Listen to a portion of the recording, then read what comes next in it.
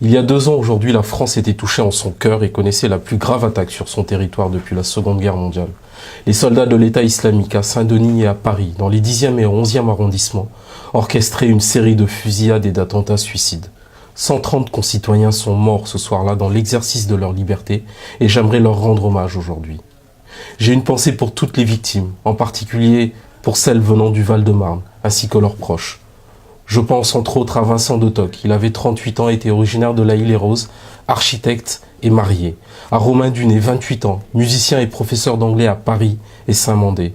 À Patricia San Martin Nunez, 61 ans, résidente de Fontenay qui avait fui en 1973 la dictature du général Pinochet avec ses parents. Elle a été tuée au Bataclan avec sa fille Elsa. Ces femmes en particulier savaient ce qu'il en coûte de laisser la brutalité gagner. L'État islamique avait fait le pari que la France céderait. Il voulait isoler nos compatriotes musulmans, se présenter comme leur rempart alors qu'ils construisaient les murs d'une prison. Mais comme toujours, dans les moments difficiles, la France a fait corps. Jamais nous n'avons cédé à la peur et au populisme.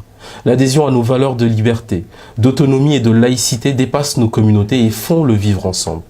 Je veux rappeler aujourd'hui que chacune des personnes qui adhèrent à ce projet français a pleinement sa place dans la République.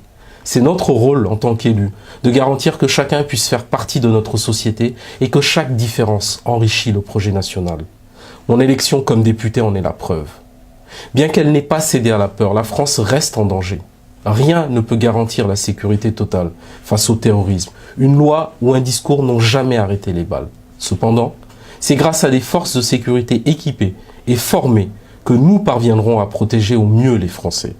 Je voudrais ici saluer les 6 héros de la BAC de nuit du 94, qui lorsqu'ils ont entendu parler des coups de feu dans Paris, sont aussitôt partis au secours des femmes et des hommes cernés par les djihadistes, et qui, pleins de bravoure, ont risqué leur vie pour sauver celle des autres.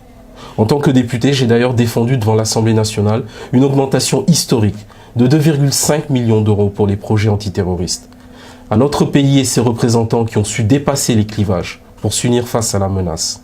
À ces femmes et ces hommes vivants, blessés ou morts, avec qui je partage tant. À ces héros que j'admire, qui ont tout tenté pour sauver la vie des autres. À ceux dont je suis, qui ont relevé la tête et qui n'ont pas cédé à la peur. À vous mes amis, vous qui n'avez pas cédé au populisme.